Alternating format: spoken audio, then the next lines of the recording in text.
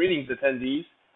So this is a quick tutorial to show you how to log in to the virtual exhibition hall through our Underline website. So as you can see here, right now I have the Underline site loaded. And if I click through, say, the schedule or the main stage or the sessions, I don't have access. So I need to first log in there. And since I have a Google account that's associated with my registration account, it's going to go ahead and I'm going to use that to log in. Okay? But you can also use your username and password if you have that set up.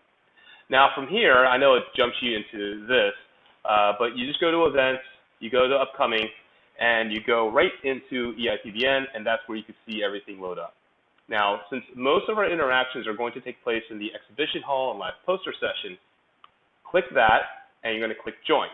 Now, what it does is that it's going to ask you to sign in, and this is where you need to have been registered so that we've captured that information and put you on that special list that allows you in here, allows you access.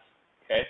So once you click sign in, it'll ask you to enter an email address so that you can send yourself a magic link to receive credentials to get in. And so in this case, I'm going to put in my email address. And I'm going to send the magic link to that email address. Okay, so it says check your email for a magic link. And what I do is just go to my inbox over here, see if I need to refresh it.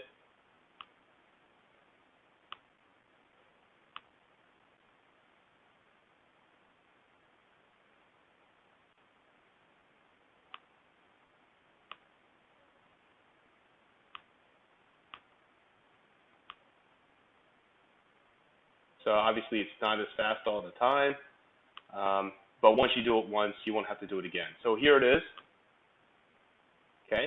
And I'm just going to go ahead and click on this link. And now it says log in via this browser. So just click this browser. It looks like it took, but let's click it again so we get this nice little confirmation successfully signed in.